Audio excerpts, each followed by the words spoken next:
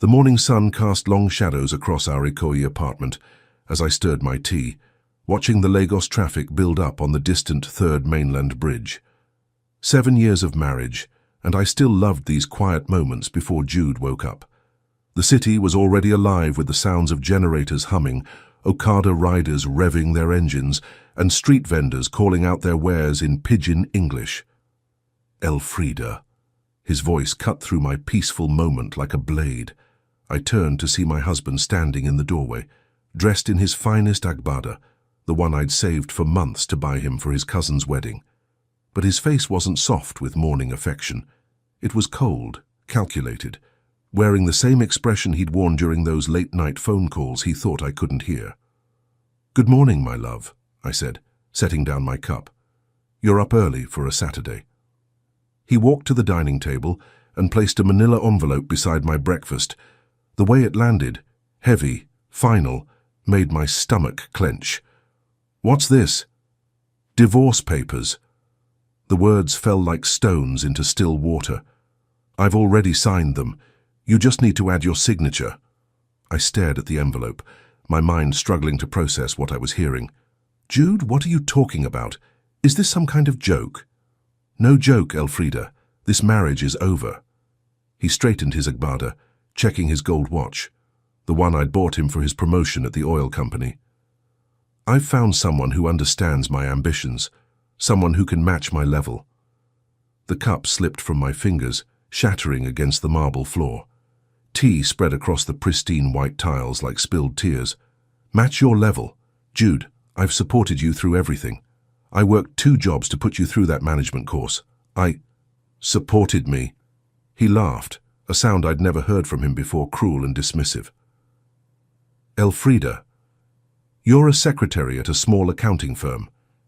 You think your small salary supported my career. You think your little contributions built this life." I felt something breaking inside me, deeper than the shattered teacup. I thought we were partners. Partners. He pulled out his phone, showing me a bank statement. "Partners share equally. Look at our joint account." My eyes scanned the screen. 0 balance. Everything we'd saved together, every naira I'd contributed from my modest salary, every penny from the small inheritance I'd received when Mama died. Gone. "You emptied our account?" "My account," he corrected. "Legally, since you signed that prenup, what's mine stays mine. And what was yours, well, it's mine now too." I remembered that prenup, how he'd presented it as a romantic gesture. "This is just a formality, my love," he'd said, "to show the world that we're marrying for love, not money." I'd signed it without reading, trusting him completely.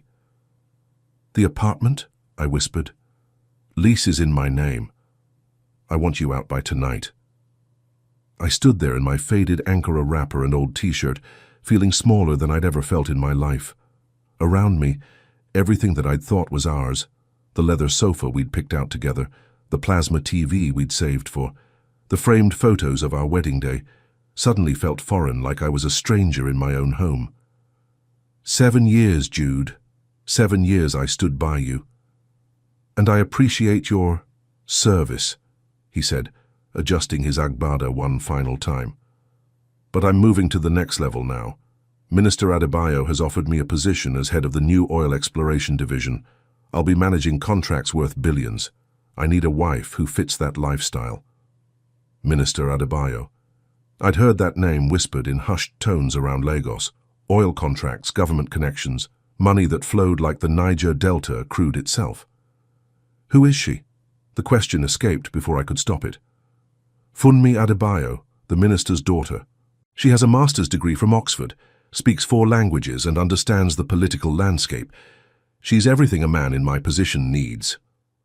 The room spun around me. All those nights he'd come home late, claiming extra work at the office. All those weekends he'd suddenly had to travel for business meetings. The expensive cologne that wasn't his usual scent. The way he'd stopped touching me, stopped seeing me. "I've been such a fool," I said softly. Finally, some self-awareness. He moved toward the door. "My lawyer will contact you about the details. Don't make this difficult, Elfrida. Accept that this is for the best." After he left, I sat among the pieces of broken china, my bare feet cold against the marble floor. The apartment felt hollow now, like a stage set after the play had ended. I could hear Mrs. Adeyemi next door playing gospel music, the familiar strains of "Great is Thy Faithfulness" drifting through the thin walls. But I didn't feel faithful anymore. I felt abandoned, betrayed, cast aside like an old wrapper that had lost its color. I gathered the broken pieces of the teacup, cutting my finger on a sharp edge. As blood dropped onto the white tiles, mixing with the tea stains, I thought about how perfectly it represented my life, broken, stained, something to be cleaned up and thrown away. That's when I remembered Papa's old phone. It was tucked away in the bottom of my old trunk, wrapped in one of Mama's old headscarves. Papa had died when I was 15, and Mama had saved everything of his that she could. The phone was ancient by today's standards, a Nokia from the early 2000s, but Mama had always said it contained important things.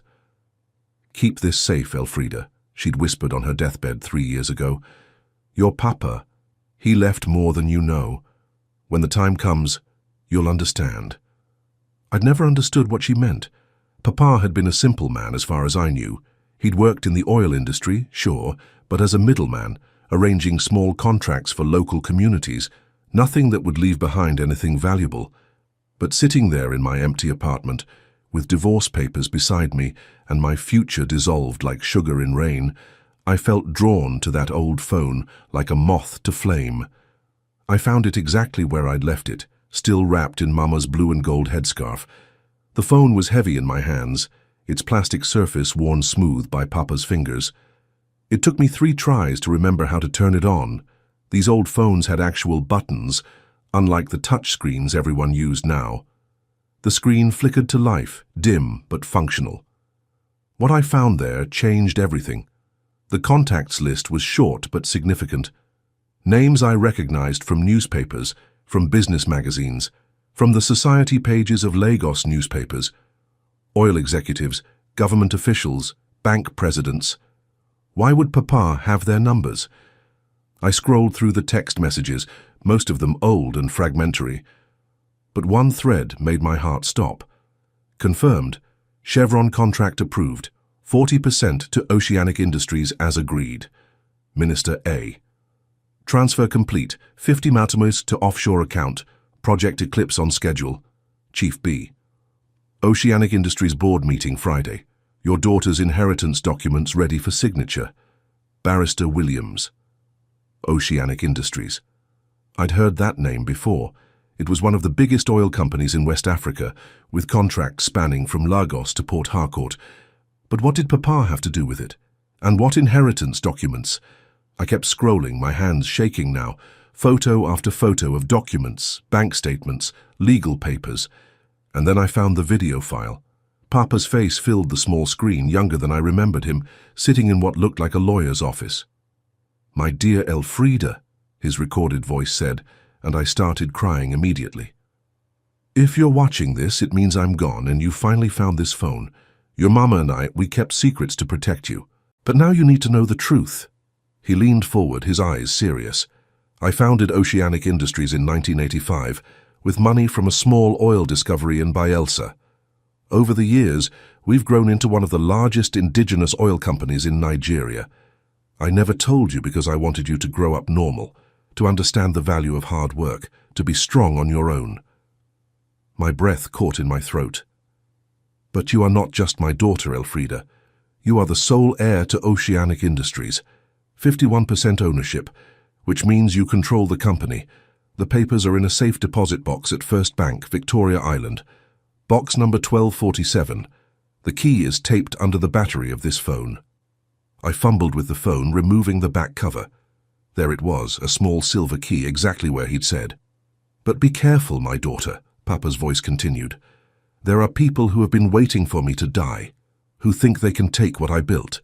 They've been using the company's resources for their own projects, thinking no one is watching. There's a file on this phone called Eclipse. Open it when you're ready to know everything." The video ended, leaving me staring at the blank screen. My mind was reeling. Oceanic Industries. I owned 51% of one of Nigeria's biggest oil companies. All those years of struggling, of working 2 jobs, of saving every naira, and I'd been wealthy all along. But Papa's warning echoed in my mind. People who had been waiting for him to die. People using the company's resources. People like Jude. With trembling fingers, I opened the file labeled Eclipse. What I found there made everything clear. Project Eclipse was a money laundering operation using Oceanic Industries' legitimate contracts to move illegal funds, fake drilling operations, inflated invoices, kickbacks to government officials. And at the center of it all, a familiar name, Jude Okoye, listed as Primary Lagos Coordinator. My husband hadn't just betrayed me personally. He'd been stealing from my company, using my family's legacy to fund his corruption. Every contract he'd boasted about, every promotion he'd celebrated, every naira he'd used to build his new life, it had all come from me. The irony was perfect and painful. He'd thrown me away because he thought I was poor, not knowing that he'd been spending my money all along. I sat back on my heels, the phone clutched in my hands, and for the first time since he'd served me those papers, I smiled. But then I noticed something else in the Eclipse file. A document labeled Target, Lagos Government, Phase 2. The date was next week. Whatever Jude and his partners were planning, it was big, it was soon, and it involved the highest levels of government. At the bottom of the document was a handwritten note.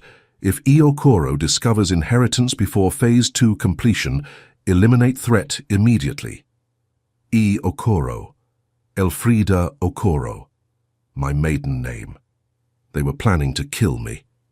My phone buzzed with a text from an unknown number. You're in danger. They know you found the phone. Meet me at Tafawa Balewa Square in 1 hour. Come alone. A friend of your father's. I looked around my empty apartment one last time. The divorce papers still lay on the table, but they seemed less important now. Jude thought he'd destroyed me, thought he'd left me with nothing. He had no idea that he'd just awakened the sleeping owner of the very company that had been funding his betrayal. But first, I had to survive long enough to reclaim what was mine.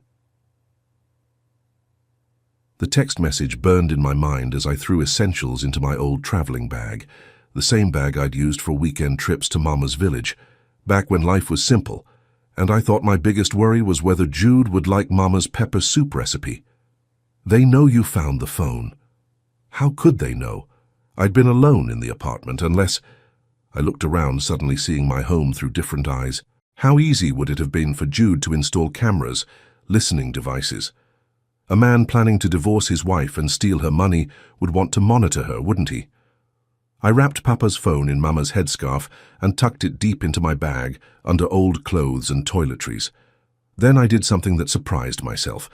I went to our bedroom and opened Jude's wardrobe. His expensive suits hung in neat rows, each one worth more than I'd made in months at my secretarial job. But now I understood where the money had come from. Every thread had been paid for with oil revenues from my family's company. I ran my fingers along the silk ties, the Italian leather shoes, the gold cufflinks. 7 years of marriage, and I'd never questioned how a mid-level oil company employee could afford such luxury. I'd been so grateful for his attention, so happy that a man like him had chosen a simple girl like me, that I'd never asked the right questions. My reflection caught my eye in the wardrobe mirror. I looked older than my 32 years, worn down by years of trying to be worthy of a man who'd never valued me. My skin was ashy from stress, my hair needed attention, and my clothes were the same cheap Ankara fabrics I'd been wearing since university. But my eyes looked different now. There was something new there, something that hadn't been there this morning. Knowledge, purpose, power. I grabbed one of Jude's business cards from his dresser. Jude Okoye, Senior Contracts Manager, Oceanic Industries. The bitter irony made me laugh out loud. He'd been using my company's letterhead to introduce himself at parties, to impress other people's wives, to build the reputation that had attracted Minister Adebayo's daughter. The sound of a car engine in the compound made me freeze. Too early for Jude to return, but I peeked through the curtain. A black Toyota Camry with tinted windows sat outside our building, engine running. Two men in dark suits stood beside it, their eyes scanning the apartment windows. One of them spoke into a phone, then pointed directly at our window. They'd found me. I grabbed my bag and Papa's phone, then remembered something else.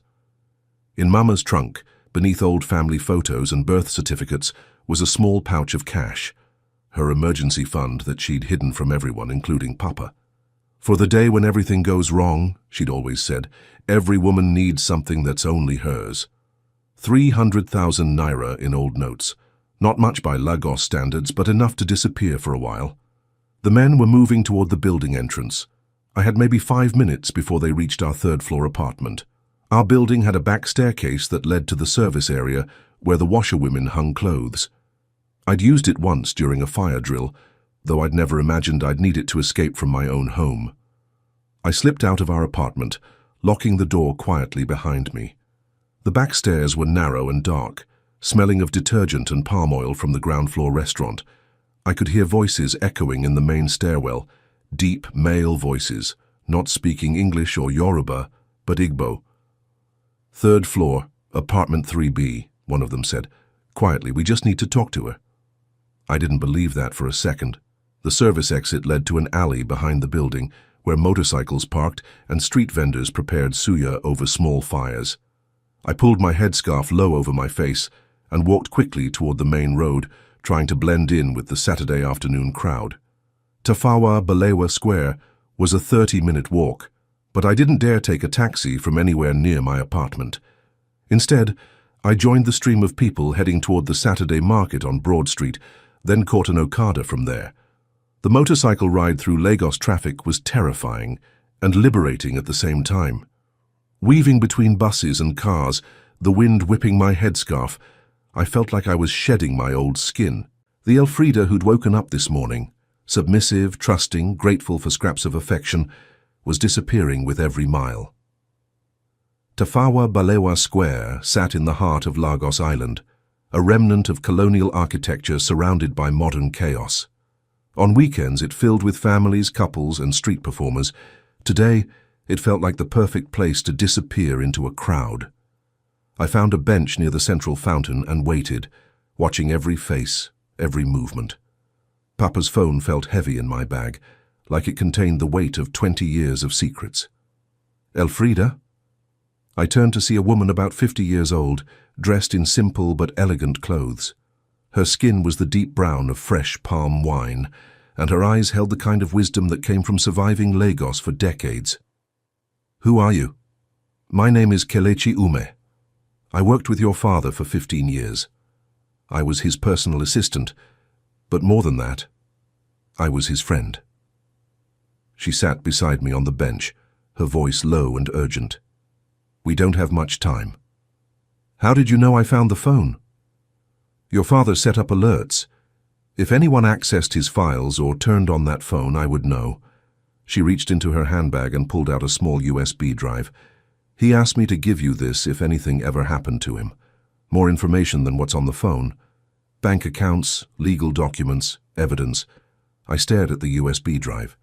It looked so ordinary, just a small piece of plastic and metal, but I could sense it contained the power to change everything. "What exactly has Jude been doing?" Kelechi's face hardened. "Your husband is part of a cartel that's been using Oceanic Industries to launder money for illegal oil operations. They've been inflating contracts, creating fake drilling operations, and using our legitimate business to move dirty money." "Our business?" "You own 51% of Oceanic Industries, Elfrida. You are the chairman of the board, though you've never taken your seat. Jude and his partners think the company is rudderless, that they can do whatever they want." She leaned closer. "But they're wrong." My head was spinning. "I don't know anything about running an oil company. Your father didn't either when he started. But he was smart, and he surrounded himself with good people. I'm still there, still watching, still protecting what he built." Her eyes flashed with determination. "Still protecting you. Why didn't anyone tell me sooner?" "Your father's will was very specific. You had to discover your inheritance naturally when you were ready. He didn't want you to grow up spoiled or entitled. He wanted you to be strong enough to handle the responsibility. She smiled sadly. He would be proud of the woman you've become. I thought about all those years of struggle, of working 2 jobs, of making every naira stretch. Had it all been a test? The men who came to my apartment, they work for Victor Okafor, Jude's business partner. He's the real head of the cartel, using Jude as his front man in Lagos. They know you found the phone and they're scared. She pulled out her own phone, showing me a photo. This is Victor. Stay away from him. The man in the photo was thick-set and dangerous-looking, with tribal marks on his cheeks and eyes like a shark. Even in the picture, he radiated menace. What do they want with me? To silence you permanently. The Project Eclipse operation is worth billions of naira. They can't afford to have the rightful owner of Oceanic Industries interfering. A chill ran down my spine. What is Project Eclipse exactly? A massive money laundering scheme disguised as oil exploration. They're planning to submit false drilling reports to the government next week, claiming they've discovered new oil reserves in Bayelsa State. The government will pay them billions for exploration rights, but there's no oil there, just fake reports and bribed officials. And Jude is part of this? Jude is the Lagos coordinator. He's been recruiting government officials, arranging bribes, setting up shell companies. His promotion to head of the new oil exploration division, that's his reward for managing the Lagos end of the operation. I felt sick. While I'd been working 2 jobs and saving every naira, my husband had been stealing billions from my family's company to fund his new life. What about Minister Adebayo? Completely corrupt. His daughter Funmi knows exactly what kind of man she's marrying. This isn't love, Elfrida, it's a business merger. The fountain beside us sparkled in the afternoon sun. Families laughed and played around us, but I felt like I was sitting in the middle of a war zone. What do I do now? Kelechi handed me a business card. This is our lawyer, Barrister Williams. He's been protecting your father's interests for 20 years. Tomorrow, you'll go to First Bank and claim your inheritance officially. Once you're the legal chairman of Oceanic Industries, you can start cleaning house.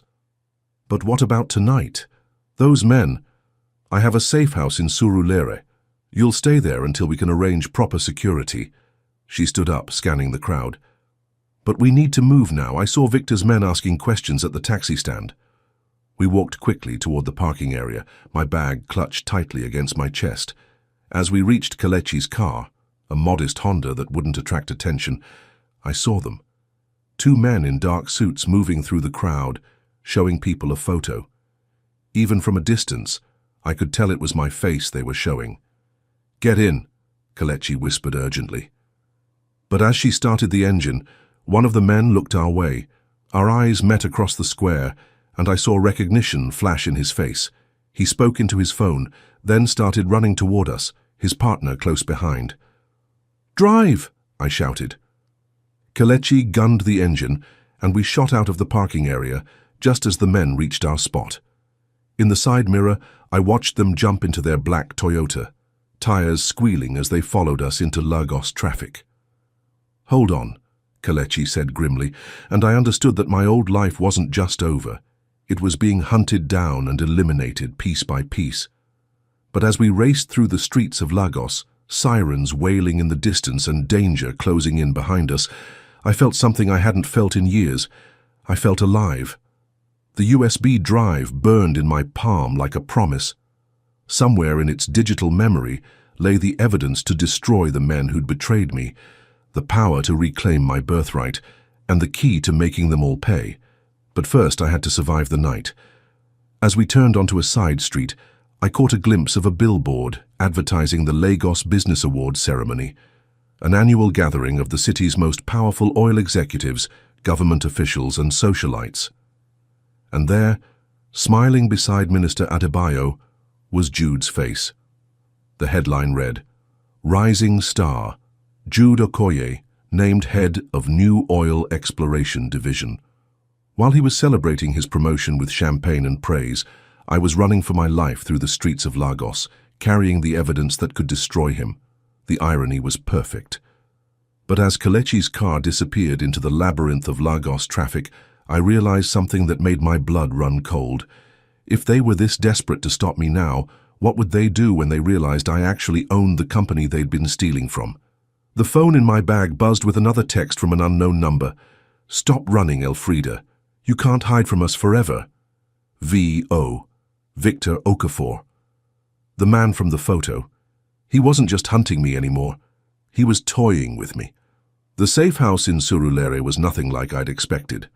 From the outside, it looked like any other Lagos apartment building. Faded paint, crowded balconies, children playing in the compound. But inside Kelechi's second-floor flat, I found myself in what looked like a command center.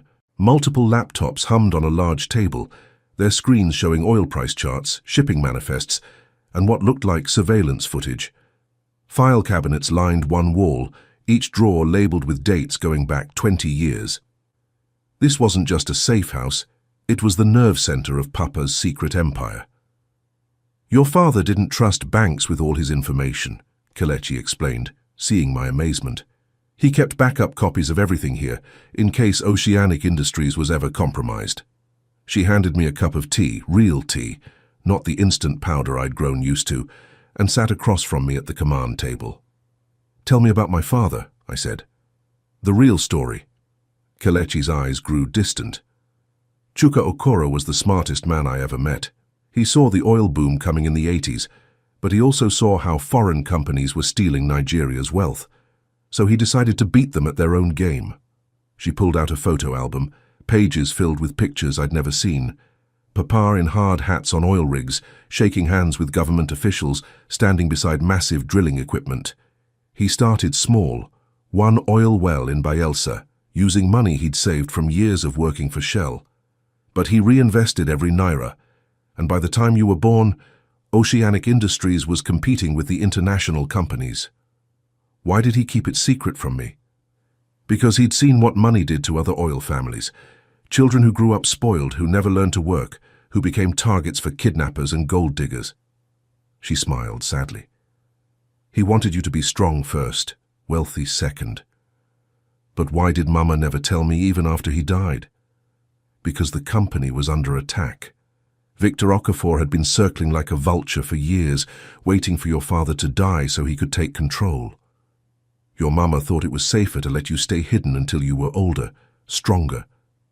I studied the photos, seeing my father in a completely new light.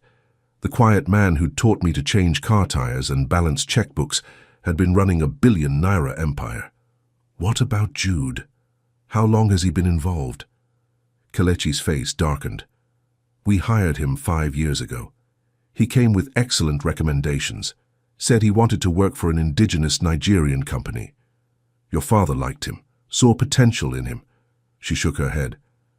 We didn't know Victor had planted him. Planted him?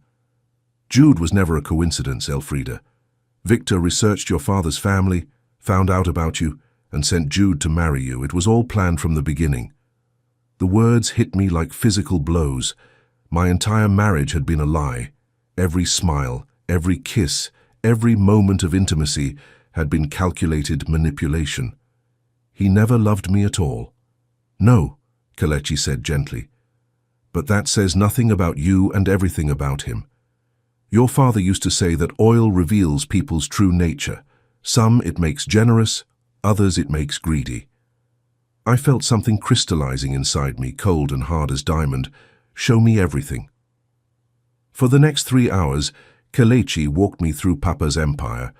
Oceanic Industries owned 12 oil wells across the Niger Delta, 3 refineries, a shipping fleet, and distribution networks from Lagos to Abuja. Annual revenues exceeded 2 billion naira, making it one of the top 5 indigenous oil companies in Nigeria. And I owned 51% of it all. The board of directors meets monthly, Kelechi explained, showing me organizational charts. But without the chairman present, that's you, they've been operating under emergency protocols, which means Victor and his allies have been making decisions unopposed. Who else is involved? She pulled up files on her laptop. Minister Adebayo, obviously. He's been approving fake drilling permits in exchange for percentages of the profits. Chief Balogun from the Petroleum Ministry. Dr. Emeka from the Central Bank. He's been helping them move money offshore. He manages the day-to-day operations, bribes local officials, arranges transportation. She clicked to another screen showing bank transfers. Over the past 3 years, they've stolen approximately 800 million naira from Oceanic Industries. I stared at the numbers, my anger building like pressure in a steam engine. 800 million naira. Enough to build schools, hospitals, to help thousands of families. Instead, it had funded Jude's luxury lifestyle and Minister Adebayo's political campaigns. What is Project Eclipse specifically? The biggest theft yet. They're planning to claim they've discovered massive new oil reserves in Bayelsa State, then sell the exploration rights to the government for 5 billion naira. But there's no oil there. It's all fabricated geological reports and bribed officials. When? The final presentation is scheduled for Thursday, 4 days from now. Minister Adebayo will present the discovery to the Federal Executive Council, and they'll approve the funding immediately. And after that? Victor and his cartel will disappear with 5 billion naira of government money. Oceanic Industries will be left holding the blame when the fraud is discovered. Your father's company will be destroyed, and your family name will be ruined forever. I stood up and walked to the window, looking out at the lights of Lagos stretching to the horizon. Somewhere out there, Jude was probably celebrating with his new fiancée, toasting his promotion and his escape from his poor wife. He thought he'd gotten away with everything. They're going to destroy my father's legacy. Not if we stop them first. I turned back to Kelechi. What do you mean? Tomorrow you officially claim your inheritance. Tuesday, you take your seat as chairman of the board. Wednesday, you fire everyone involved in Project Eclipse. Her eyes gleamed with determination. Thursday, when they try to present their fake discovery, they'll find out that Oceanic Industries is under new management. But they'll try to stop me. Yes, which is why we need help. She reached for her phone. I have a friend, Adana Nwosu. She's an investigative journalist with The Guardian. She's been trying to expose oil corruption for years, but she's never had access to the inside information. The name sounded familiar. Adana from Umuahia? You know her? My heart jumped. She was my roommate at University of Lagos. We lost touch after graduation, but I grabbed Kelechi's phone. Call her, now. 20 minutes later, Adana walked into the safe house, and it was like seeing a ghost from my happier past. She looked exactly the same, short, fierce, with intelligent eyes, and the kind of energy that made rooms feel electric. Elfrida Okoro, she said, pulling me into a hug. When Kelechi called and said she knew you, I couldn't believe it. What are you doing mixed up in oil corruption? It's a long story. We sat around the command table while I told her everything. The divorce, the empty bank account, Papa's phone, the inheritance, Jude's betrayal. Her expression grew more serious with every detail. So you're telling me you own Oceanic Industries? 51%. And your husband has been stealing from your company to fund his new life. Hundreds of millions of naira. Adana started laughing, not with humor, but with the kind of amazed disbelief that comes from encountering a story too perfect to believe. Do you realize what this means? I've been chasing oil corruption stories for 5 years, but I've never had access to insider information. Now I'm sitting with the owner of one of the biggest oil companies in Nigeria, who has evidence of massive government corruption. But it's dangerous, Kelechi warned. Victor Okafor has killed people for much less. Which is exactly why this story needs to be told. Adana's eyes were blazing now. These people have been stealing from Nigeria for decades, thinking they're untouchable, but they made one mistake. They messed with the wrong woman. She turned to me. Elfrida, if you're serious about stopping them, I can help. But you need to understand what you're getting into. This isn't just about your husband or your money. This is about exposing corruption that goes to the highest levels of government. I'm ready. Are you? Because once we start this, there's no going back. They'll come after you with everything they have. I thought about my father, building an empire from nothing. I thought about my mother, protecting secrets until her dying day. I thought about 7 years of being made to feel small and worthless, while my own money funded my husband's betrayal. They already killed my father, I said quietly. They've stolen from my company for years. They destroyed my marriage and tried to leave me with nothing. I looked at both women. What more can they take from me? Adana smiled. Then let's destroy them. We worked until dawn, planning our strategy. Adana would start investigating from the journalism side, using her contacts in government and banking to confirm details. Kelechi would prepare the legal documents for me to claim my inheritance, and I would play the role of the broken, defeated wife, while secretly gathering more evidence. As the sun rose over Lagos, I felt something I hadn't felt in years: hope. Not the desperate hope of a woman trying to save her marriage, but the fierce hope of someone ready to fight for justice. "There's one more thing," Adana said as she prepared to leave. "If we're going to expose this story, I'll need to interview you on camera. Are you ready for that?" "What do you mean?" "I mean, are you ready to look into a camera and tell the whole world that your husband was a fraud, that your entire marriage was orchestrated by oil cartels?" Adana's eyes searched mine with the intensity I remembered from our university journalism debates. I felt the weight of her questions settle in my chest. 3 days ago, I was a heartbroken wife. Now, I was sitting in a safe house, holding evidence that could topple one of Nigeria's most powerful men. The transformation felt surreal, like watching someone else's life unfold. "Adana," I whispered, my voice barely audible above the generator humming outside.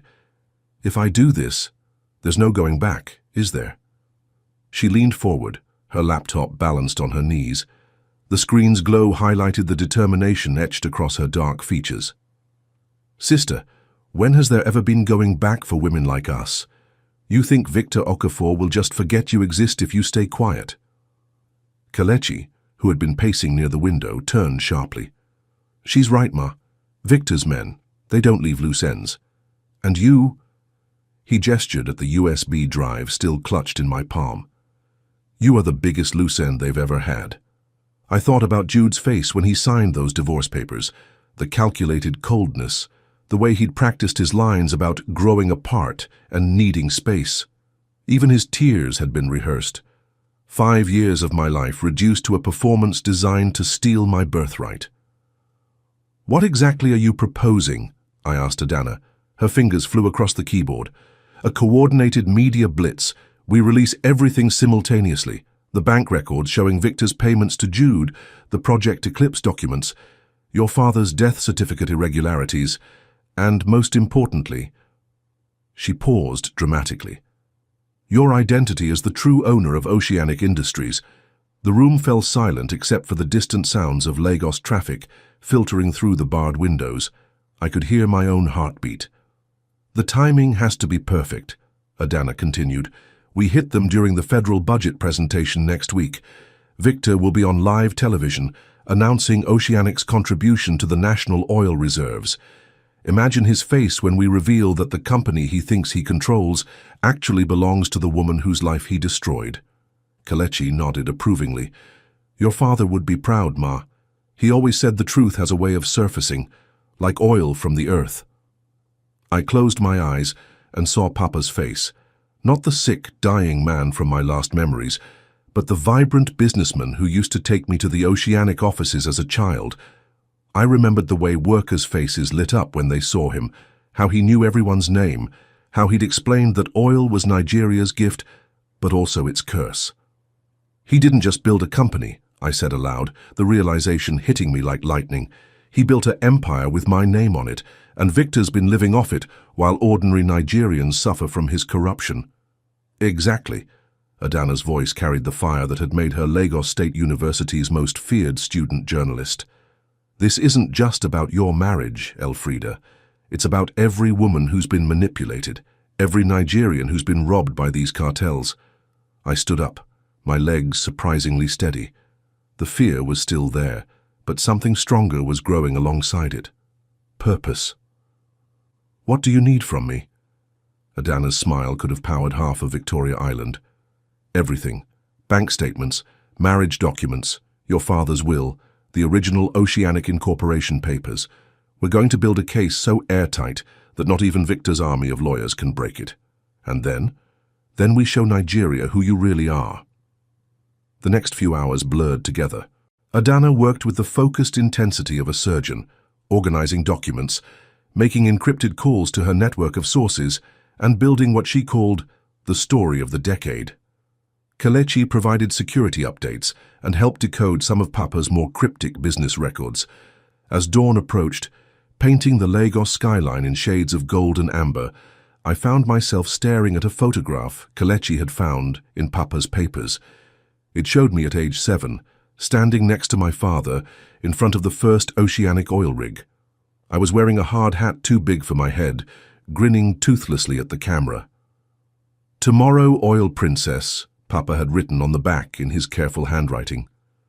"Tomorrow, Oil Princess," I whispered to myself. My phone buzzed, a text from Jude. "Elfrida, I know you're upset, but this silence is childish. We need to discuss the house sale. The buyers are ready to close." The audacity made me laugh, a sound that surprised everyone in the room. "He wants to sell our house," I announced. "The house I bought with my own money, thinking I was building a future with my husband." Adana looked up from her laptop. "What are you going to tell him?" I typed back quickly. "Handle it yourself. You're so good at making decisions without me." His response came immediately. "What's that supposed to mean?" I showed the phone to Adana, who grinned wickedly. "Don't respond, let him worry. In 48 hours he'll have much bigger problems than real estate." But as I set the phone aside, it rang. Victor Okafor's name appeared on the screen. The room went dead silent. "How does he have your number?" Kelechi whispered, his hand moving instinctively toward something hidden under his shirt. I stared at the ringing phone, my blood turning to ice. We'd been so careful, so secretive. The safe house location was known only to Adana and Kelechi. We'd used encrypted communications, avoided main roads, stayed off social media. "Answer it," Adana said quietly. "Put it on speaker. We need to know what he knows." My hand trembled as I accepted the call. "Mrs. Elfrida Okoro," Victor's smooth baritone filled the room. Even through the phone, his voice carried the weight of power and menace. "Or should I say, Miss Elfrida Namdi? I understand you've been asking questions about your dear departed father." I forced my voice to remain steady. "I don't know what you're talking about." His laugh was like oil sliding across metal. "Of course you don't. Just like you didn't know that your husband has been reporting your every move to me for the past 5 years. Just like you didn't know that your friend Kelechi's loyalty can be purchased." I looked at Kelechi, who had gone pale. He was shaking his head frantically, but doubt crept into my mind like poison. "You see, my dear," Victor continued, "I've been watching you much longer than you realize. Your father was a worthy adversary, but he made one crucial mistake. He underestimated the lengths I would go to claim what belongs to me." "Oceanic Industries belongs to me," I said, surprising myself with the strength in my voice. "Does it?" The amusement in his tone made my skin crawl. "Tell me, have you actually tried to access your inheritance yet? Have you contacted the board of directors, the lawyers, the banks?" My silence was answer enough. "I thought not. You see, Elfrida, possession is 9/10 of the law, and I have possessed Oceanic Industries for 15 years. Your father's shares? They've been in a trust controlled by, well, me. Your inheritance? It requires certain signatures, certain approvals. Approvals that will never come." Adana was typing furiously, her face a mask of concentration and fury. "But I'm not entirely unreasonable." Victor's voice took on a mockingly benevolent tone. "I'm prepared to offer you a generous settlement, enough money to live comfortably, perhaps travel, start fresh somewhere far from Lagos. All you have to do is sign over any claim to Oceanic and agree to certain discretion agreements. And if I refuse?" The pause that followed was longer than a heartbeat, heavy with threat. "Well," Victor said softly, "accidents happen in Lagos every day.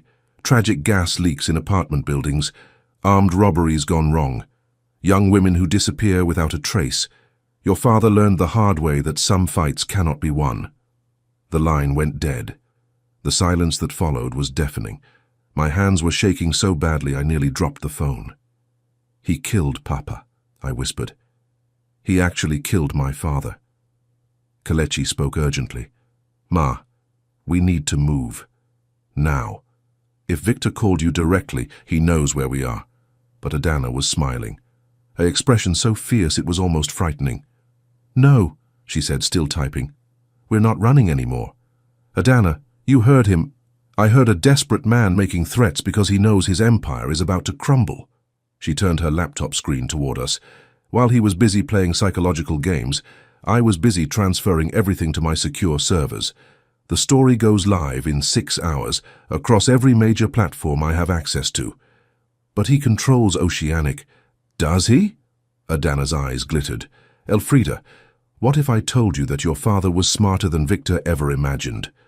What if the trust Victor thinks he controls has a secret provision that activates on specific conditions?" She pulled up a document from Papa's files, one I hadn't seen before. "Your father's will includes a dead man's switch. If he died under suspicious circumstances, ownership of Oceanic would automatically transfer to you, bypassing all trusts and intermediaries. And guess what counts as suspicious circumstances?"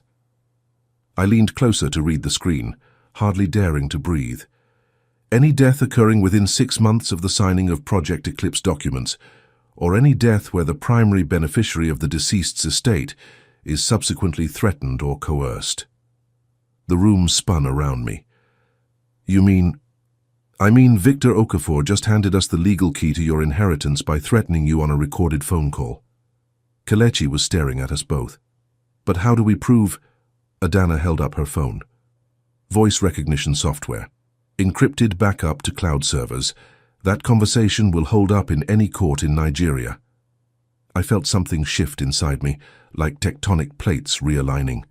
The scared, betrayed wife was transforming into something Victor Okafor had never anticipated, his worst nightmare. "When do we strike?" I asked. Adana checked her watch. "Lagos wakes up in 3 hours. By the time Victor has his morning tea, he'll discover that Elfrida Namdi is no longer the helpless widow he thought he buried with her father." "And Jude?" "Jude," Adana said with grim satisfaction, "is about to learn what happens when you betray a woman who owns the oil that funds your entire lifestyle." But as the first rays of sunlight pierced the safe house windows, my phone buzzed again. This time it was a message from an unknown number. "Your friend Adana's sister has such a lovely apartment in Ikoyi. Be very careful what stories you choose to tell." My blood turned to ice as I showed the others the message. "They have Kioma," Adana whispered, her face draining of color.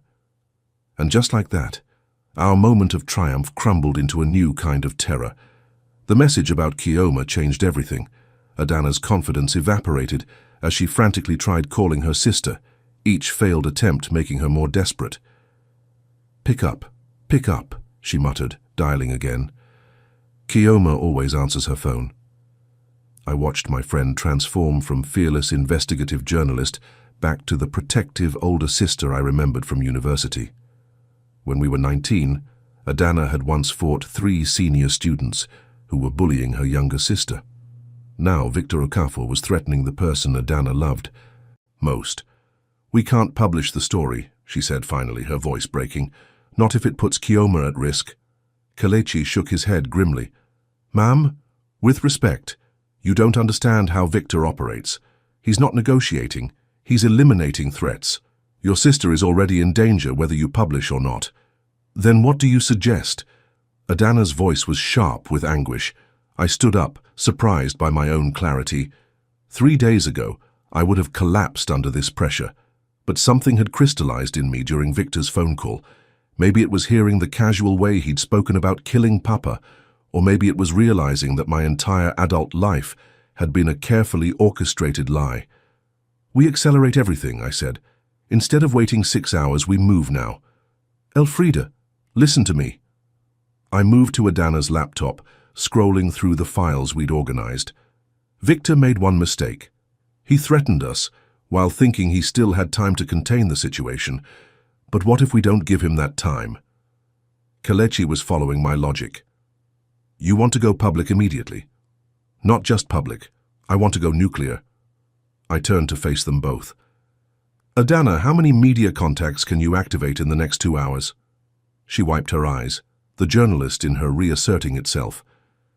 "If I call in every favor? Maybe 30 outlets? Television? radio, online platforms? Good. And Kelechi, you said Papa had allies in Oceanic's board of directors who were waiting for the right moment? Yes, Ma. At least 4 board members who never trusted Victor. They've been waiting 15 years for proof of his illegal activities. I felt the plan forming like pieces of a puzzle clicking into place. Then here's what we're going to do. While Victor thinks he has us paralyzed with fear, we're going to claim my inheritance and expose Project Eclipse simultaneously. But Kioma, we'll be safer once Victor is fighting for his own survival instead of hunting us. I grabbed Adana's hands. Think about it. Right now, we're threats he can eliminate quietly.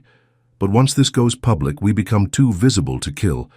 And more importantly, Victor will be too busy trying to save himself to harm anyone else. Adana stared at me for a long moment, then slowly nodded. It's risky. Everything is risky now. What followed was 2 hours of controlled chaos. Adana worked her phone like a woman possessed, calling editors, producers, and contacts across Lagos's media landscape. Kelechi used his network to reach Oceanic's sympathetic board members and Papa's former lawyer. I focused on something I'd never had to do before, claiming my birthright. The law firm of Adebayo Associates, had handled Namdi family business for 3 generations. When I called the senior partner at 6 a.m., his voice was heavy with sleep and surprise. Miss Namdi, we thought... That is, Mr. Okafor informed us you were unavailable for business matters. Mr. Okafor, I said carefully, does not speak for me. I need to see you immediately about my father's estate. There was a long pause. Miss Namdi, I should inform you that the situation regarding Oceanic Industries is complicated. I'm aware of the complications. I'm also aware of the dead man's switch provision in my father's will. The silence that followed told me everything I needed to know. Where would you like to meet? He asked finally. Your office, 1 hour. Miss Namdi, given the current circumstances, wouldn't a more private location be... Mr. Adebayo, in 1 hour, every major media outlet in Lagos is going to learn that Elfrida Namdi is alive, available, and ready to claim her inheritance. I suggest we make this as public and legal as possible. By 8 a.m., we were in motion. Adana had secured commitments from 12 television stations, 8 radio programs, and countless online platforms. Kelechi had arranged for friendly board members to convene an emergency Oceanic meeting, and I was sitting in the polished conference room of Lagos's most prestigious law firm, surrounded by documents that proved my father had planned for this day 15 years ago. Your father was remarkably thorough, Mr. Adebayo said, spreading out papers across the mahogany table. The trust structure Victor has been operating under expires automatically if specific conditions are met. Which conditions? Threats against the primary beneficiary constitute breach of fiduciary duty. Victor's phone call to you this morning triggered the dead man's switch. He looked up at me with something resembling awe. As of 8:17 a.m., you are the majority shareholder of Oceanic Industries with full voting control. I stared at the documents, my father's signature bold and confident across every page. He'd known. Somehow Papa had known that Victor would eventually overreach, would eventually threaten me directly, and he'd built my protection into the very structure of his will. What about Victor's claims that he controls the board?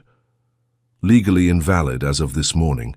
The emergency board meeting your friend arranged, that's not just symbolic, it's a requirement under the dead man's switch provision. The board must acknowledge your ownership within 24 hours of activation or face criminal charges for corporate fraud. My phone buzzed. A text from Adana. First story goes live in 10 minutes. Channel 7 is leading with oil heiress returns from the dead. Are you ready? I typed back, born ready. At exactly 9 a.m., Lagos exploded. The first story appeared on Channel 7's morning show. Within minutes, it had spread across social media like wildfire. By 9:30, Elfrida Namdi was trending nationwide.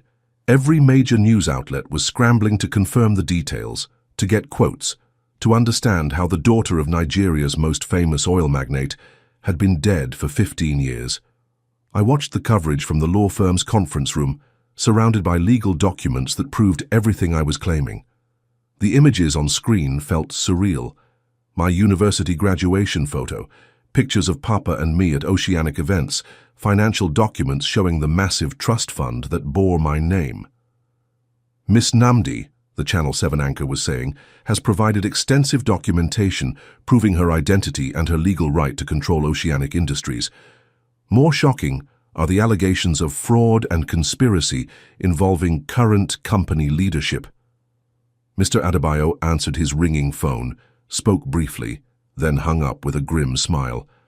That was Victor Okafor's lawyer there requesting an immediate meeting. Tell them I'll be at Oceanic headquarters at noon for the emergency board meeting. If Mr. Okafor wants to discuss anything, he can do it there in front of the directors he's been lying to for 15 years.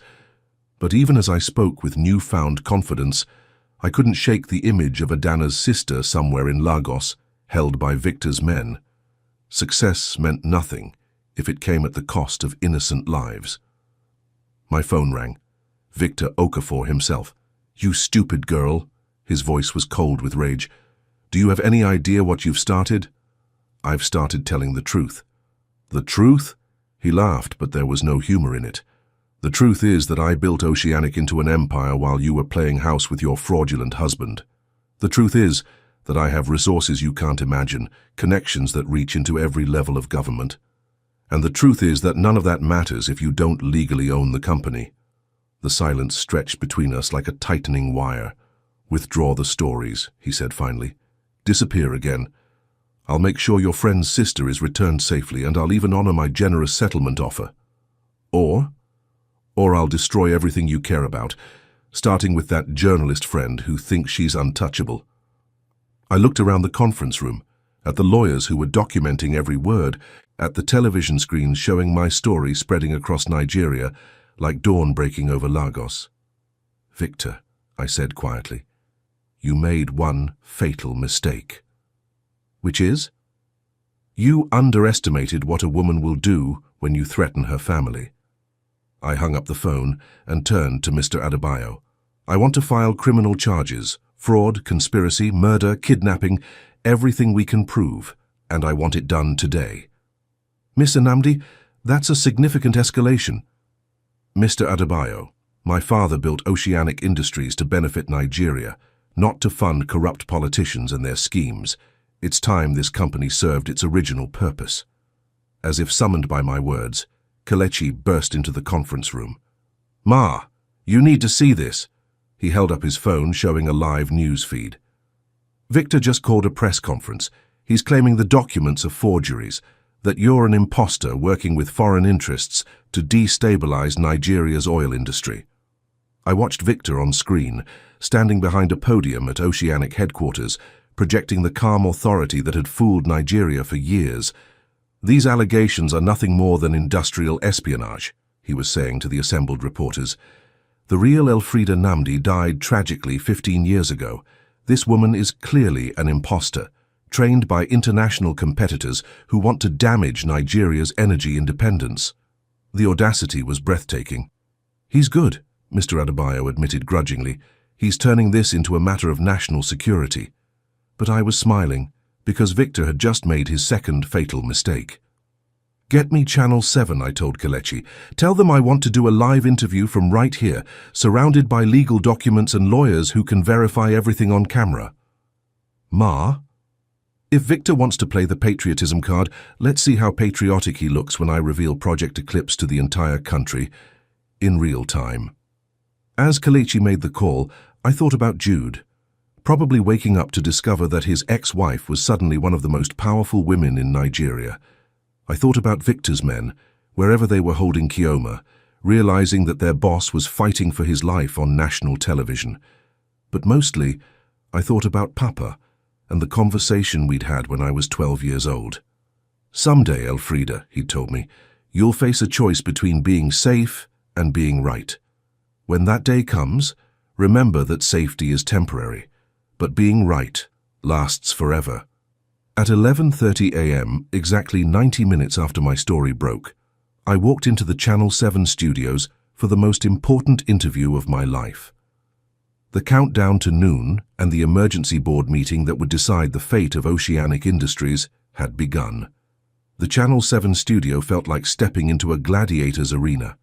Bright lights, multiple cameras, and the weight of an entire nation watching. I could see the live viewer count climbing on the monitor, already past 500,000 and rising. Miss Namdi, the anchor, Mrs. Folake Adeniran, began with the gravity befitting the moment. Nigerians are confused and frankly shocked by this morning's revelations. Can you start by simply telling us who you are? I looked directly into the camera, thinking of every woman who'd ever been betrayed, every Nigerian who'd been robbed by corruption. My name is Elfrida Namdi. I am the daughter of Chief Emeka Namdi, founder of Oceanic Industries. I am the legal owner of 51% of that company. And until 3 days ago, I was married to a man who was paid by Victor Okafor to steal my inheritance through fraud. The studio fell silent except for the quiet hum of camera equipment. That's a serious allegation, Mrs. Adeniran said carefully. I reached into my folder and pulled out the bank records. These documents show regular payments from Victor Okafor to my ex-husband Jude Okoro, beginning 6 months before he met me. The payments increased significantly after our marriage and stopped only when he filed for divorce last week. You're saying your marriage was arranged? I'm saying my marriage was a business transaction designed to keep me distracted while Victor Okafor stole my company. I held up another document. This is a contract signed by Jude outlining his payment schedule for maintaining close surveillance of subject and preventing subject from accessing family financial records. The anchor's professional composure cracked slightly. Miss Namdi, if this is true, it would represent one of the most elaborate fraud schemes in Nigerian corporate history. Mrs. Adeniran, it goes much deeper than fraud. I pulled out the Project Eclipse documents. Victor Okafor has been using Oceanic Industries to funnel money to corrupt politicians through a scheme called Project Eclipse. We're talking about billions of naira stolen from the Nigerian people. I watched the viewer count hit 1 million as I began reading from the documents, naming politicians, citing specific amounts, outlining the intricate web of corruption that had been built around my father's company. These are incredibly serious accusations, Mrs. Adeniran said. Do you have proof? I have bank records, signed contracts, recorded phone conversations, and sworn testimony from former Oceanic employees. I looked directly into the camera again.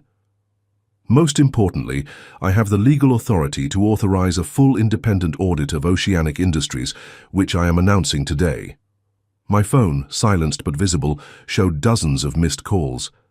I could only imagine the chaos erupting across Lagos as politicians, business leaders, and ordinary Nigerians grappled with what I was revealing.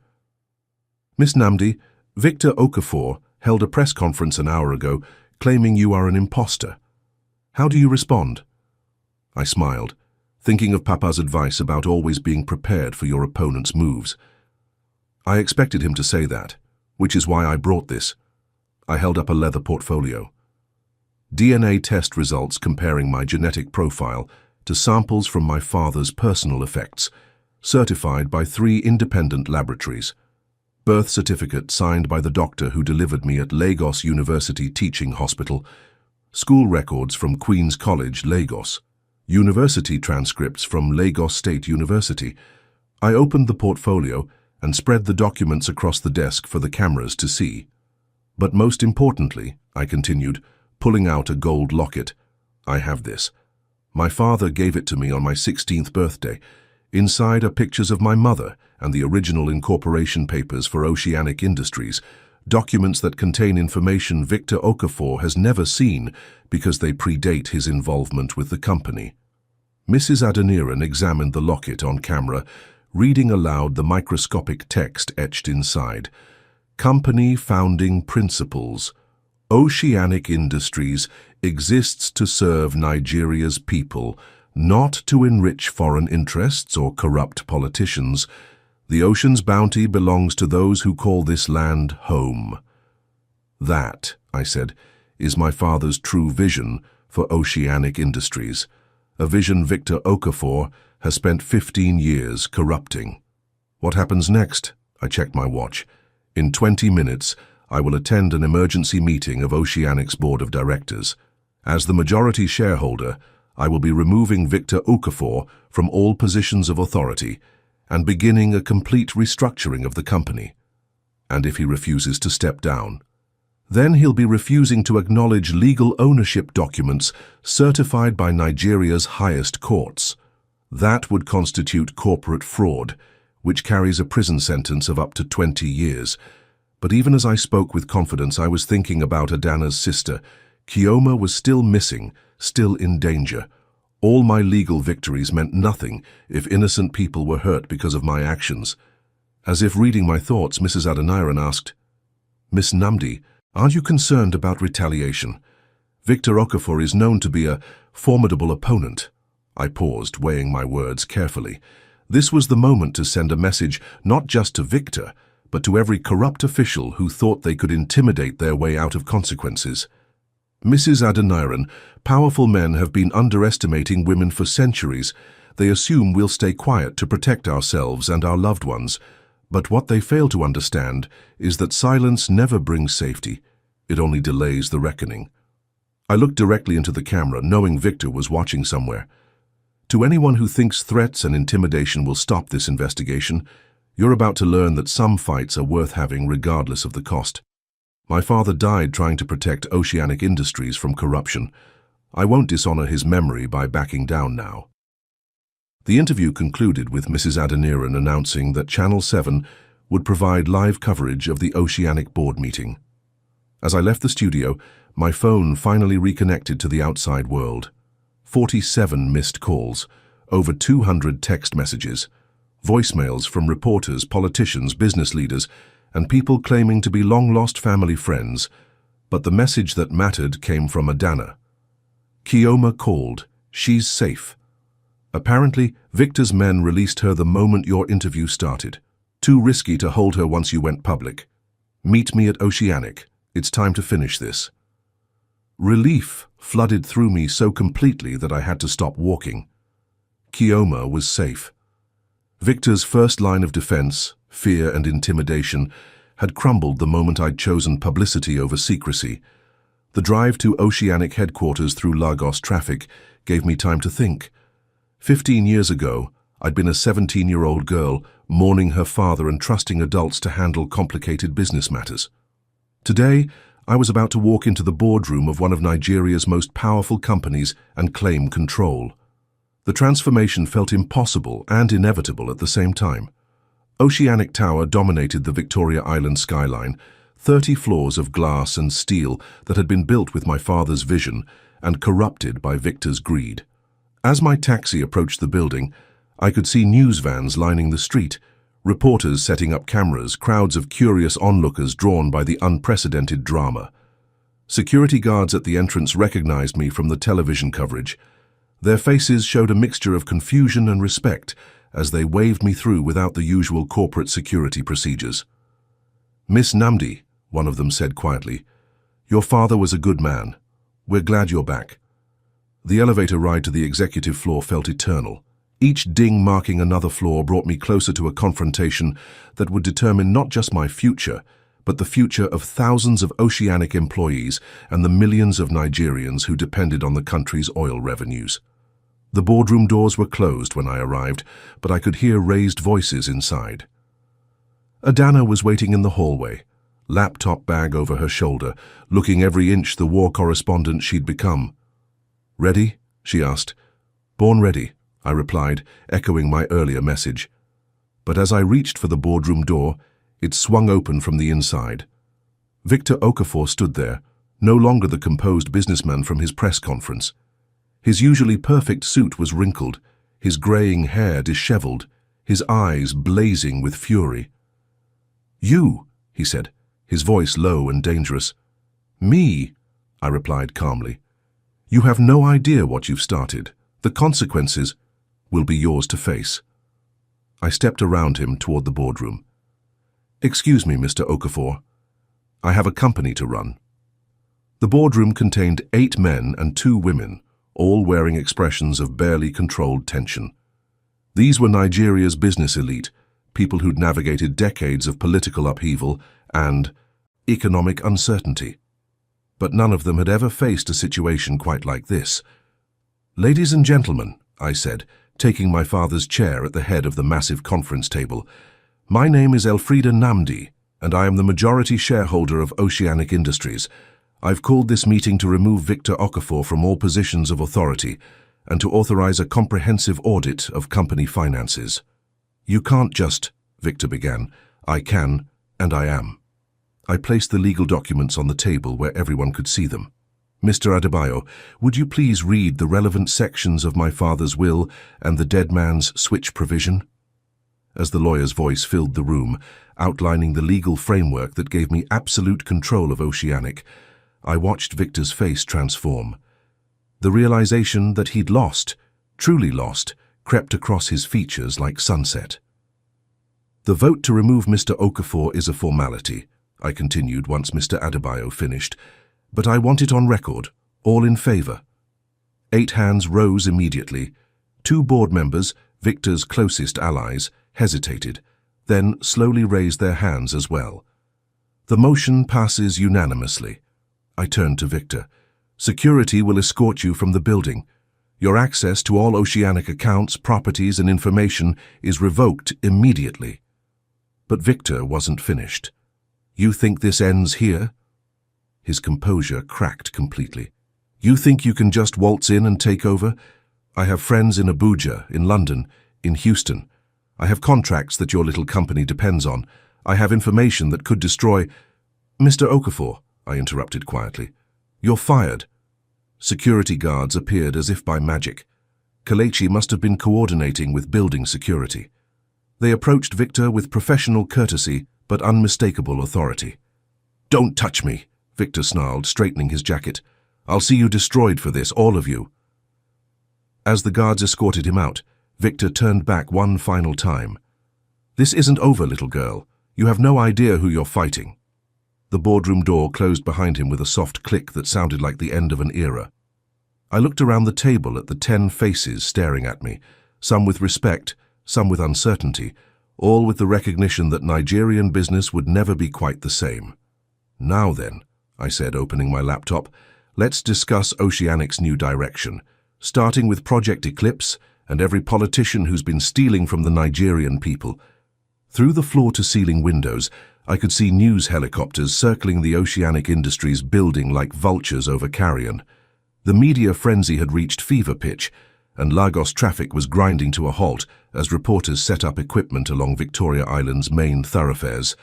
"Ma'am," Kelechi's voice cut through my thoughts as he approached with his phone. "We have a problem. Victor Okafor has called an emergency press conference for 6 p.m. My stomach dropped. What's he planning to say? "According to our sources, he's going to claim you're mentally unstable, that your father's death drove you to create elaborate fantasies about owning the company." Kelechi's jaw tightened. "He's even hired a psychiatrist to speak about grief-induced delusions." The audacity was breathtaking, but I had to admire Victor's desperation tactics. If he could convince the public I was mentally unfit, he might still salvage his empire. "There's more," Kelechi continued. "Jude is standing beside him at the press conference. They're presenting a united front." Of course. My ex-husband, the man who had emptied our account and abandoned me, was now Victor's star witness. The betrayal cut deeper than I expected, even though I should have seen it coming. I walked to the window, watching Lagos sprawl beneath me in the golden afternoon light. The city that had shaped me, broken me, and was now witnessing my resurrection. Somewhere out there, Jude was preparing to lie about our marriage, our life together, my mental state. But he didn't know what I knew. "Kelechi, do we still have access to Papa's private files? The ones even the board doesn't know about?" "Yes, ma'am. The quantum encryption is still active. Why?" I smiled, feeling the pieces click into place. "Because Victor just made his biggest mistake. Call Adana. Tell her to meet us at TVC Studios with her best camera crew." "What are you planning?" "If Victor wants to play dirty, we'll show Lagos just how dirty this game really is." I turned from the window, my reflection showing a woman I barely recognized. Stronger, fiercer, dangerous. "We're going to crash his press conference." As if on cue, my phone buzzed with a text from an unknown number. Withdraw your claims or watch your world burn. Last warning. J. Jude. Even now he thought he could intimidate me. I typed back, "Try me." Within seconds, another message arrived, not from Jude, but from Kelechi's security contact. 3 black SUVs just left Victor's compound, heading toward VI, armed men inside. The boardroom suddenly felt very small, and the helicopters outside seemed ominous rather than triumphant. Victor wasn't just planning a press conference, he was planning something much worse. "Kelechi," I said quietly, "how fast can we get out of here?" But before he could answer, the lights went out. Emergency lighting bathed the boardroom in eerie red shadows as the building's backup generators kicked in. Through the windows, I could see the entire Victoria Island business district had gone dark. This wasn't just a power outage, it was a coordinated attack. "Ma'am, we need to move, now." Kelechi grabbed my arm as his phone exploded with calls. "My security team reports armed men in the lobby. They're coming up." But I was frozen, staring at my laptop screen. Even with the main power cut, the device was running on battery, and what I saw there made my blood run cold. Someone had hacked into Papa's quantum-encrypted files, the ones only I was supposed to access. "They're in the system," I whispered. "Victor's people. They're downloading everything." The files contained more than just Project Eclipse evidence. They held the real ownership documents for Oceanic Industries, offshore account details, and most damaging of all, a complete list of every government official, military commander, and international partner involved in Papa's oil dealings. If Victor got his hands on this information, he wouldn't just destroy me. He'd use it to blackmail half of Nigeria's leadership. "Forget the files," Kelechi urged. "We need to—" The elevator chimed. We weren't alone in the building anymore.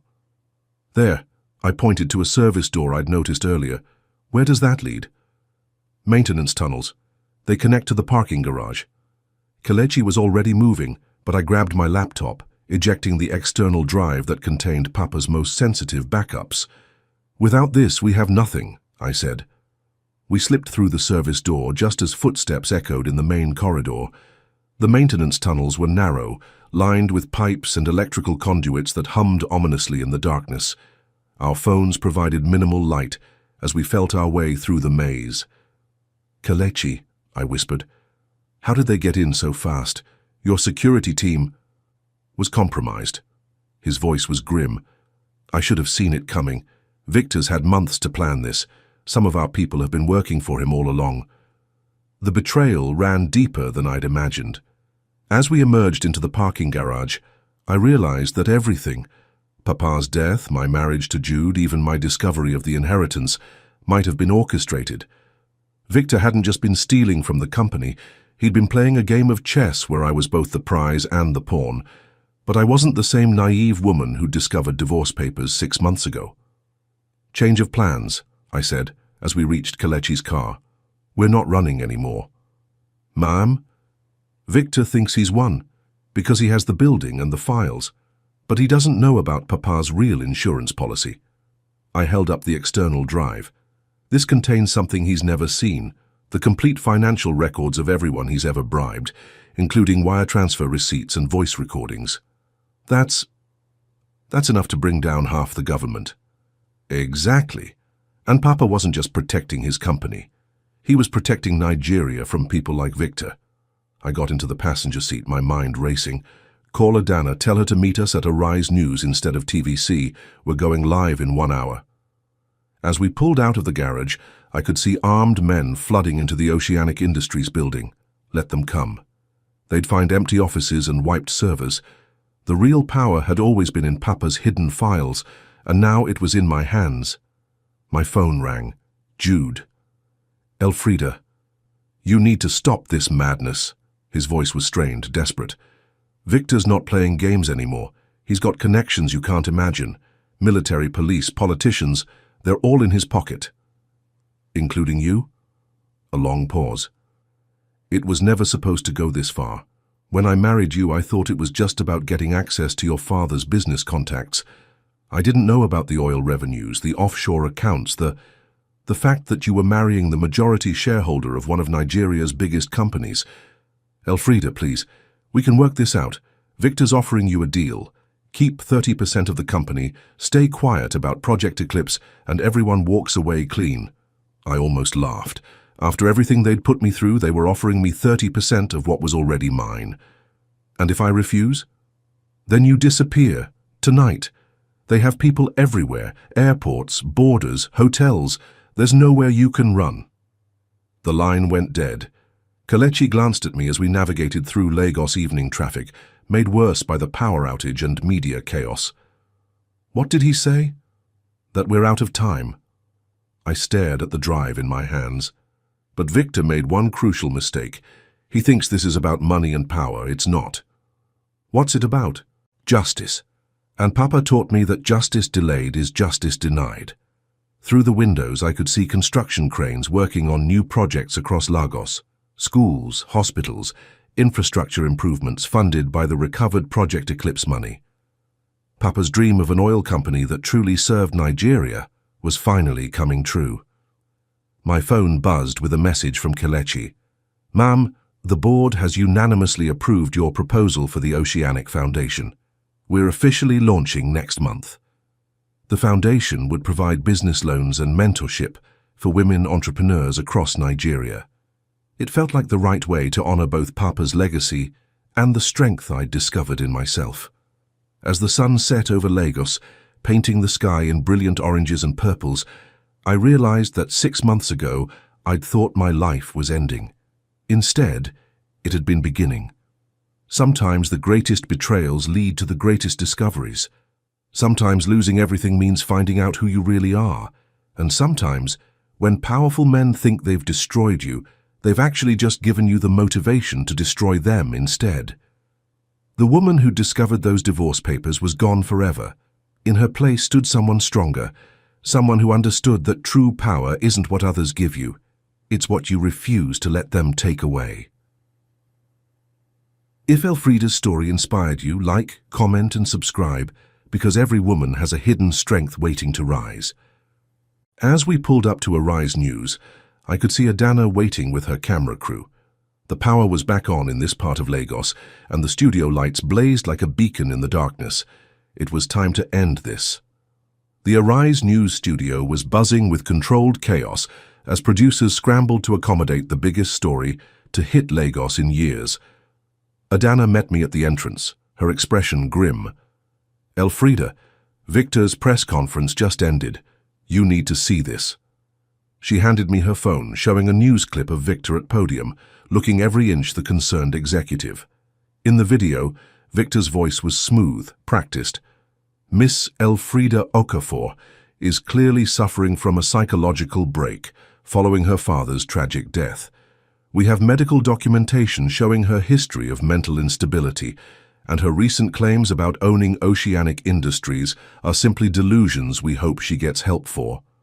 Beside him stood Jude, wearing the same concerned expression I'd seen him use with his patients.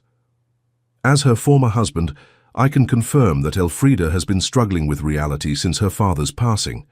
Her accusations are the product of grief and, frankly, medication interactions. The camera cut to a supposed psychiatrist who'd never met me, discussing grief-induced psychosis and elaborate fantasy construction. They'd built a complete narrative painting me as an unstable woman whose claims couldn't be trusted. It's actually brilliant, I admitted, handing the phone back. If they can't discredit the evidence, they discredit the source. So what do we do? I smiled, feeling the weight of Papa's external drive in my pocket. We give them a story they can't spin. 20 minutes later, I was sitting across from Lagos's most respected news anchor, Funmi Adebayo. The studio lights were hot, and I could feel sweat beading on my forehead, but my voice was steady. Let me be clear, I said, looking directly into the camera. I am not suffering from any mental illness, I am not delusional, and I am not going away. I held up a thick folder. What I have here are the complete financial records of Project Eclipse, every bribe, every kickback, every illegal transaction dating back 5 years. Funmi leaned forward. Those are serious allegations. What proof do you have? Instead of answering, I opened my laptop and clicked play on an audio file. Victor's voice filled the studio. The beauty of Project Eclipse is that everyone gets rich while the government gets their cut. Okafor thinks he's protecting his company, but we're bleeding it dry from the inside. Another voice, unmistakably Jude's. What about Elfrida? She's getting suspicious about the account withdrawals. Victor again.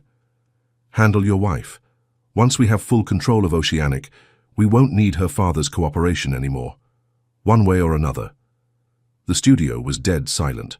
Through the control room window, I could see producers frantically working phones, fact-checking, preparing for the legal storm this would unleash. There's more, I continued, ejecting the external drive and holding it up. This contains 5 years of recordings, financial transfers, and documented proof that Project Eclipse isn't just embezzlement. It's economic terrorism designed to destabilize Nigeria's oil sector. My phone buzzed with texts, but I ignored them. Lagos was watching, and I wouldn't be interrupted. Mr. Victor Okafor claims I'm mentally unstable. Here's what I say to that. I looked directly into the camera, channeling every ounce of Papa's strength. A unstable woman doesn't systematically gather evidence for 6 months. An unstable woman doesn't activate legal provisions to reclaim her rightful inheritance. An unstable woman doesn't orchestrate the exposure of a criminal conspiracy that reaches into the highest levels of government. Funmi's eyes were wide. Are you saying government officials are involved? I'm saying that corruption is a cancer, and Papa spent years documenting exactly how deep it goes. I placed a second folder on the table. These are bank records showing payments from Project Eclipse to specific individuals in the Ministry of Petroleum, the Navy, and the Economic and Financial Crimes Commission itself. The implications were staggering. If these records were authentic, and the way Funmi's producer was frantically nodding suggested they were checking and finding them accurate, this wasn't just a corporate scandal. This was a constitutional crisis. My phone rang Jude again. This time I answered on live television. Elfrida, what have you done? His voice carried clearly through the studio speakers. I've told the truth, Jude. Something you seem to have forgotten how to do. You don't understand. Victor's people are... The line cut to static, then went dead. Funmi looked at me with concern. Are you safe? Before I could answer, Kelechi appeared in the studio doorway, his face grim. He whispered something to a producer who immediately rushed to Funmi with a note. Ladies and gentlemen, Funmi said, reading quickly, we're getting reports that the Economic and Financial Crimes Commission has just raided the Oceanic Industries building. Multiple arrests are being made. Through the studio windows, I could see the night sky over Victoria Island, lit up with police helicopters and emergency vehicles. Lagos was in chaos, but it was the chaos of justice finally being served. Ms. Okafor, Funmi turned back to me, do you have anything to say to the people of Nigeria who are watching this unfold? I thought of Papa, of his quiet strength and his belief that truth always finds a way to surface. I thought of the young woman who'd discovered divorce papers 6 months ago, broken and betrayed, and I thought of the woman I'd become, tested by fire and emerging as steel. I want to say that no one, no matter how powerful, how connected, how convincing, gets to steal what belongs to the people of Nigeria. Project Eclipse wasn't just stealing from Oceanic Industries. It was stealing from every Nigerian who depends on our oil revenues for schools, hospitals, roads, and hope for the future. My voice grew stronger with each word, and to the women watching who feel powerless, who think they're alone, who believe they have no voice, you are stronger than you know. Sometimes the power was yours all along. You just have to be brave enough to claim it. As if on cue, my phone buzzed with a text from an unknown number. The banks have been seized. Victor is in custody. It's over, thank you. A friend. But I knew it wasn't over.